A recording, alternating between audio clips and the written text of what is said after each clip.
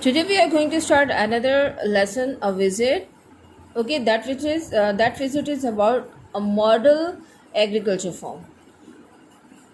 Mr. Ahmed's class had been planning a picnic for some time. The headmaster allowed them a day's outing and they were to go by school bus. Mister Ahmad की जो class थी वो काफ़ी अर्से से यानी कुछ वक्त से मनसूबाबंदी कर रही थी और हेड मास्टर ने उनको इजाज़त दी हुई थी एक दिन की तफरी की। और वो स्कूल की बस से जाना था, यानी उन्हें स्कूल की बस से जाना था।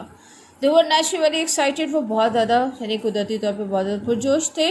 Mister Ahmad arrange the visit to a farm with mister Hasan. Mister Ahmad ने मिस्टर हसन के साथ मिलकर यानी फार्म की यानी जो दौरा था या विजिट जो था वो तश्कील दिया।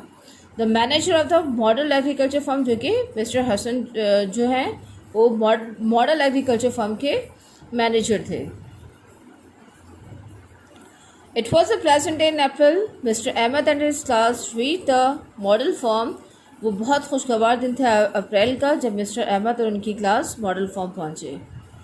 Mister Hasan receive them at the gate. Mister Hasan ने उनका इस्तकबाल किया दरवाज़ा यानी जो मेन एंट्रेंस थी वहीं पर। एंड शोन देम अराउंड, और उन्हें यानी इर्द गिर्द का जो भी मॉडल फार्म का एरिया था वो दिखाया।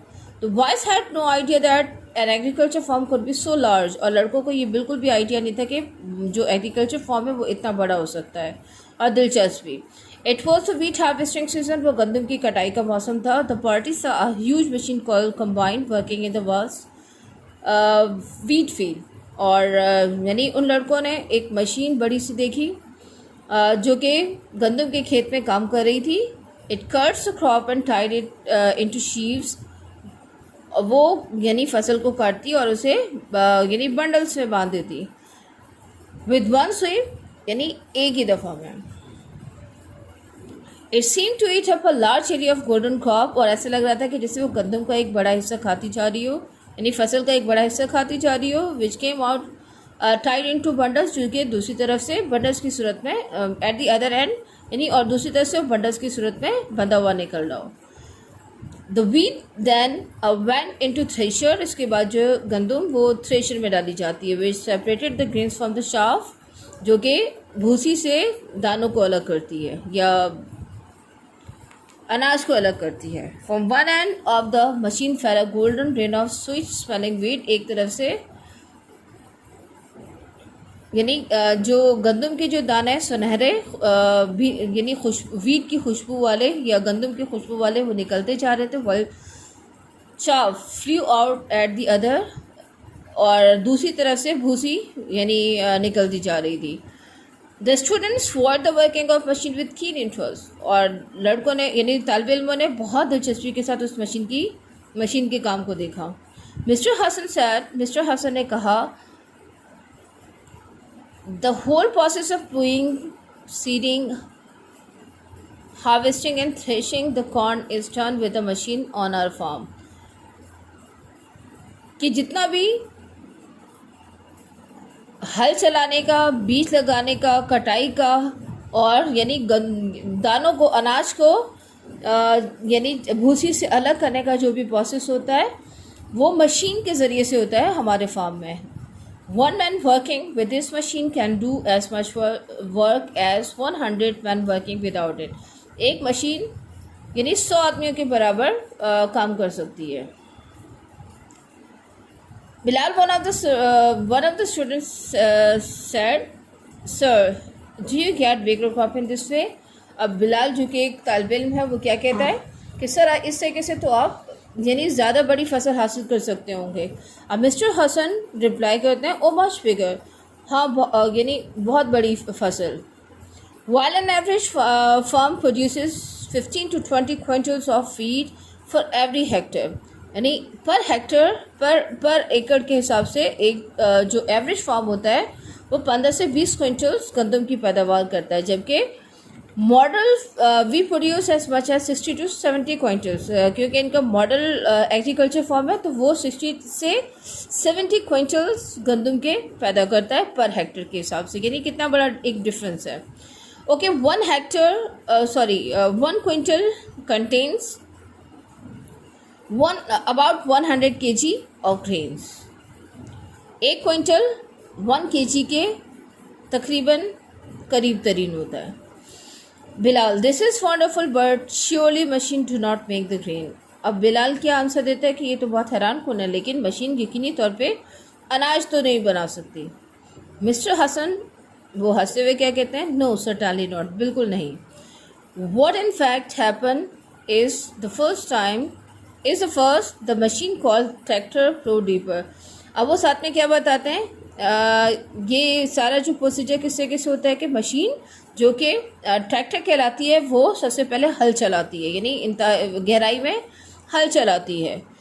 Then they prepare the land for sowing much faster, और इसके बाद में फिर वो मशीन को तैयार करते हैं बुआई के लिए, यानी बीज बोने के लिए. The sowing machine sows seeds very fast, और जो सोइंग मशीन होती है वो बहुत तेज़ी के साथ बीजों को लगाती है. And no seed goes waste, और कोई भी जो बीज है वो ज़ाया नहीं जाता. We all select the best seed, हम बेहतरीन बीजों का इंतखाब करते हैं.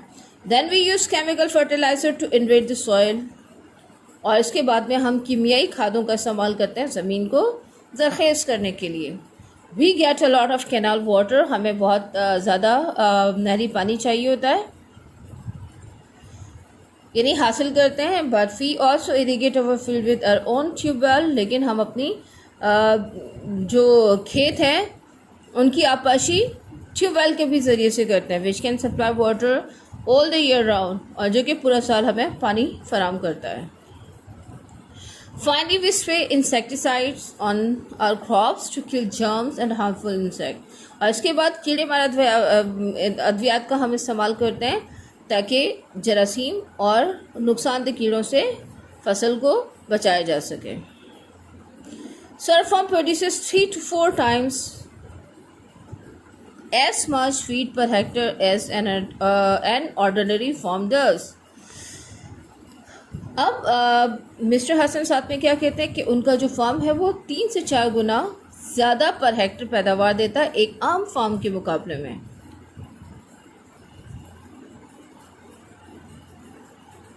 Okay Saroj, another student, do you grow wheat, only wheat? अब सरोज, क्योंकि ये मॉडल फॉर्म है, मॉडल एग्रीकल्चर फॉर्म है, तो अब सरोज क्या पूछता है कि सिर्फ अब गंदम ही पैदा करते हैं. अब मिस्टर हसन क्या जवाब देते हैं, no, we grow wheat, maize, cotton, sugar cane, gram, moreover. Moreover we grow vegetables and we also have a large orchard where we grow mangoes and oranges. अब मिस्टर हसन क्या जवाब देते हैं कि वो गंदम, बाजरा, कॉटन यानी कपास, गन्ना और यानी चने की भी पैदावार करते हैं, और मज़ीद ये कि वो सब्जियां उगाते हैं और उनका एक फलों का बाग भी है जिसमें कि आम और खीनू भी उगाए जाते हैं. The party was then taken to the vegetable farm. इसके बाद जो भी लड़कों का जो ग्रुप था उन्हें वेजिटेबल फार्म ले जाया गया. And the visitors were surprised to see growing there such vegetables as were out of season. और जो तमाम स्टूडेंट्स का जो ग्रुप था वो ये देख के बहुत हैरान हुआ कि वहाँ पे ऐसी सब्जियाँ भी उगाई जाती हैं जो कि आउट ऑफ सीज़न है. Mr. Hassan explained that by using chemical fertilizers with plentiful supply of water and with the help of machinery, they could grow finer and better vegetables. अब मिस्टर हसन उनको क्या वजाहत करते हैं कि केमिकल फर्टिलाइजर्स की मदद से और बहुत ज़्यादा पानी की सप्लाई से और मशीनरी की मदद से वो ज़्यादा और बेहतर जो यानी अच्छी और बेहतर सब्जियां उगा सकते हैं हर मौसम में और ज़्यादा मिकदार में. He offer the boys fresh tomatoes and cucumbers. इसके बाद उन्होंने लड़कों को खाने के लिए टोमेटोज और खीरे दिए, यानी टमाटर खीरे दिए. They were washed in running water, उन्हें बहते हुए पानी में धोया गया. And the boys ate them with great delight, और लड़कों ने इसे बहुत खुशी से खाया. It was afternoon by now, और तब तक से पहर हो चुकी थी. Mister Hasan gave the boys a delicious lunch prepared mainly from the farm's own produce. और इसके बाद मिस्टर हसन ने लड़कों को यानी लंच दिया जो कि फार्म हाउस यानी जो फार्म था उसकी पैदावार से बनाया गया था.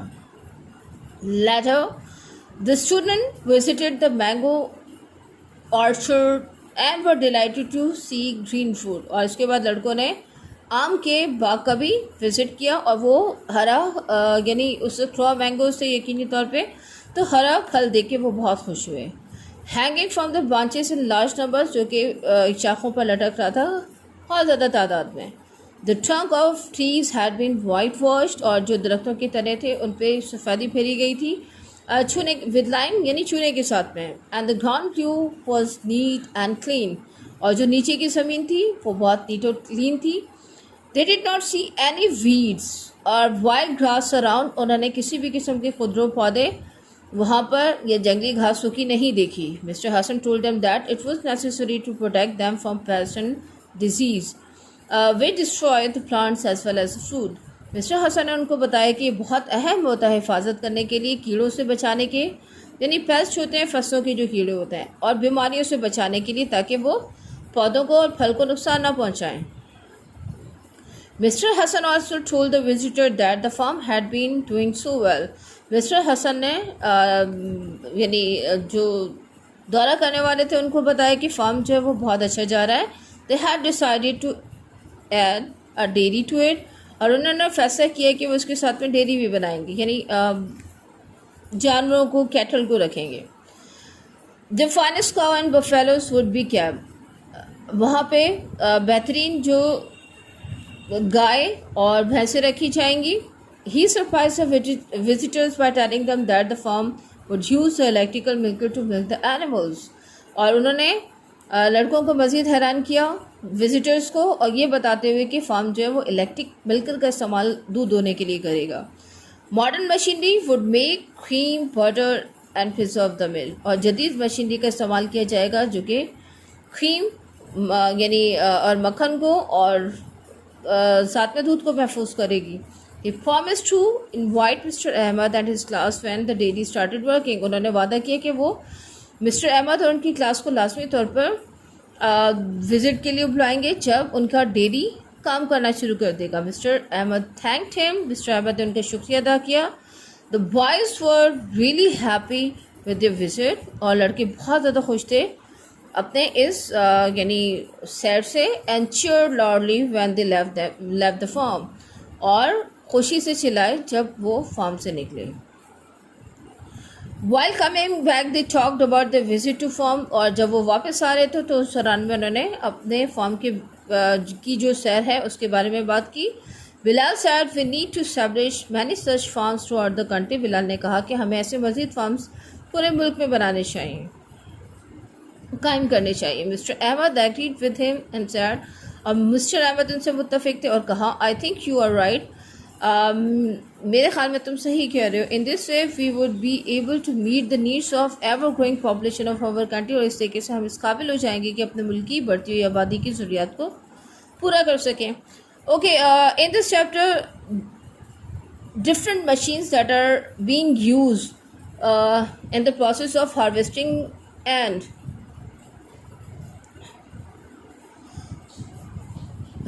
Of crop and sowing of crops are used, they are mentioned in this chapter. The first one is combine, that cut the grains, that cut the crop and tied them into sheaves. Another is then thresher, which separates the grain from the chaff. And the next one is obviously the tractor that plows deeper, and a sowing machine that sow seeds. Modern farms produces much larger, bigger yield of the farm. Okay, must see the portal.